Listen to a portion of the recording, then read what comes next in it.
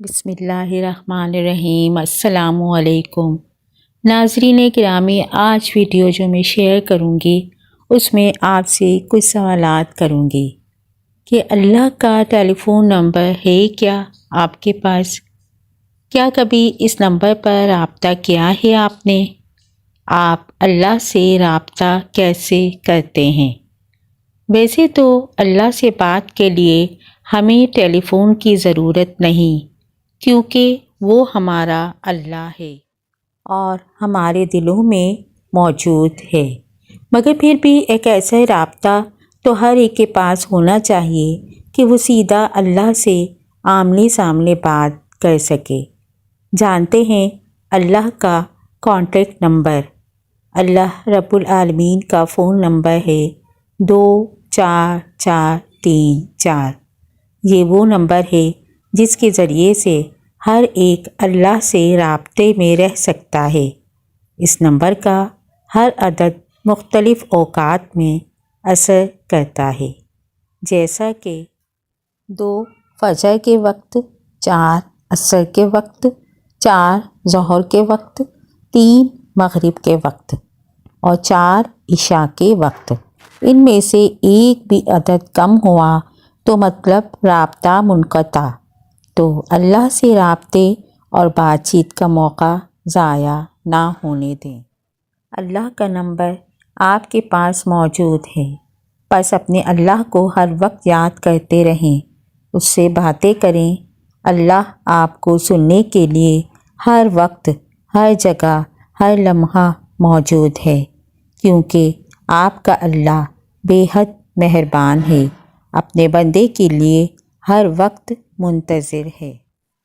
ہماری زندگیوں میں ہر طرف سے ہر طرح کی بے شمار پریشانیاں ہیں، ٹینشن، ڈپریشن، ہر جگہ لوگ دنیاوی تکالیف سے دوچار ہیں، ذہنی مریض ہیں، انہیں اپنی پریشانیوں کا حل کہیں نظر نہیں آتا، لیکن جب اللہ پاک انہیں دن میں 5 وقت بلاتے ہیں تو وہ اندھے بہرے ہو جاتے ہیں، انہیں وہ کامیابی، وہ ذہنی سکون نہیں حاصل ہوتا، کیونکہ ان کے اندر اسے حاصل کرنے کی چاہ ہی نہیں ہوتی۔ اور پھر اللہ پاک نے جس کے نصیب میں اپنا سجدہ لکھا ہے، صرف وہی اسے ادا کرے گا، کیونکہ جب اللہ پاک کسی سے ناراض ہوتے ہیں تو اسے اپنے آگے جھکنے سے روک دیتے ہیں۔ ہمارے اوپر دن میں سے 5 وقت سجود فرض کیے گئے ہیں، اور اگر وہ بھی ہم نہ کر سکیں تو لعنت ہے ہم پر۔ پھر ہمیں دن میں سے 5 وقت اس کے سامنے جانا ہے، اس کے آگے جھکنا ہے، اپنی ساری پریشانیاں، اپنے سارے غم اور دکھ اسے بتانے ہیں۔ بے شک وہ سب جانتا ہے، لیکن وہ ہم سے سننا چاہتا ہے۔ وہ چاہتا ہے ہم ہمیشہ اس کی مدد مانگیں، اور بے شک وہ سنتا ہے، اور صرف وہی تو ہے جو ہماری سنتا ہے، جو ہماری سننے والا ہے، ہمیں کبھی نظر انداز نہیں کرتا، ہم سے ناراض بھی ہوتا ہے تو ہم سے رزق نہیں چھینتا، ہماری ہمیشہ حفاظت کرتا ہے، اور بے شک نماز ہی وہ عبادت ہے جو ہمارے دلوں کو سکون میں رکھتی ہے اور ہماری دنیا اور آخرت کی کامیابی کا بھی ذریعہ ہے۔ جب ہم وضو کرنے کے لیے کھڑے ہوتے ہیں تو پہلے ذہن سکون کی طرف سفر کرنا شروع کرتا ہے۔ جیسے جیسے وضو کا پانی ہمارے اوپر پڑتا ہے، ویسے ویسے ہم پاکیزگی محسوس کرتے ہیں، پھر ہم سکون قلب کو اپنے اندر اترتا ہوا محسوس کرتے ہیں۔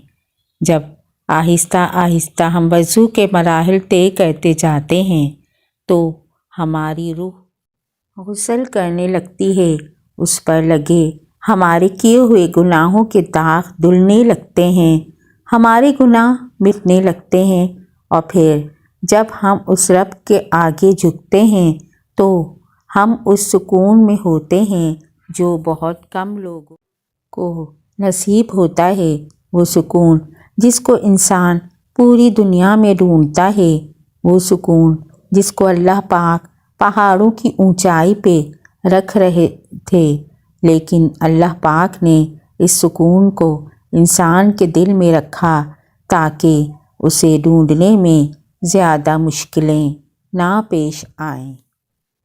نماز کو ہمیشہ عاجزی و انکساری سے ادا کریں، کیونکہ نماز انسان کے لیے اللہ پاک سے بات کرنے کا ایک بہترین ذریعہ ہے۔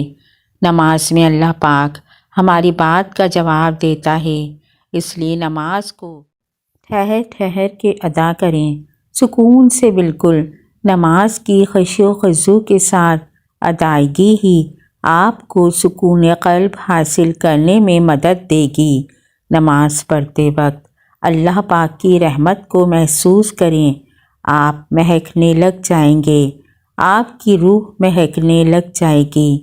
نماز ہم پر بوجھ نہیں ہے، نماز تو ایک ایسی عبادت ہے کہ جب اللہ پاک کے بندے دنیاوی کام کی تھکاوٹ محسوس کرنے لگ جاتے ہیں تو پھر ان کے کانوں میں اللہ اکبر کی آوازوں کی گونج آنا شروع ہوتی ہے۔ اللہ پاک نماز کے ذریعے اپنے بندوں کو اپنی طرف بلاتا ہے، دنیاوی کاموں سے ایک وقفے کے طور پر انہیں نماز کے ذریعے پیغام بھیجتا ہے، اپنے آپ سے ملنے بلاتا ہے کہ آؤ میرے بندوں، اتار دو اپنا دنیاوی بوجھ، لاؤ کر دو میرے سپرد اپنی ساری تھکن، لاؤ کر دو میرے حوالے اپنے سارے دنیاوی معاملات۔ کتنا پیارا سودا ہے نا، یہ صرف چند سجود کے ذریعے ہمیں سکون قلب بخشا جاتا ہے۔ صرف چند سجود کے بعد ہماری پریشانیاں صرف ہماری نہیں رہتی، وہ ہماری خالق و مالک کی بھی ہو جاتی ہیں۔ وہ مالک جو المصور ہے، پہلے توڑ پھوڑ کر انسان کو بتاتا ہے کہ وہ ہر چیز پر قادر ہے، اس کی نافرمانی کی سزا بہت سخت ہے، اور پھر اس توڑ پھوڑ کو بہت ہی خوب طریقے سے بناتا ہے اور بتاتا ہے کہ بے شک بگڑی بنانے والا وہی واحد و لا شریک ہے، وہ ہماری زندگی کی توڑ پھوڑ بھی جوڑ دے گا، ہماری زندگی کے بے ترتیب رنگوں کو ترتیب دے گا، کیونکہ وہی اس لائق ہے، وہی اس پر قادر ہے۔ اور اسی لیے اس کی یہ آیت ہے کہ ان اللہ علی کل شیء قدیر، یعنی وہ ہر چیز پر قادر ہے۔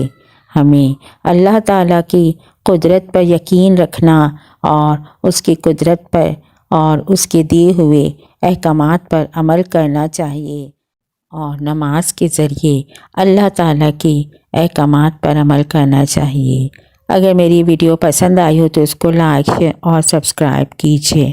اللہ تعالیٰ آپ سب کو اور مجھے بھی نماز پابندی، باقاعدگی اور عاجزی اور انکساری کے ساتھ پڑھنے کی توفیق عطا فرمائے، آمین۔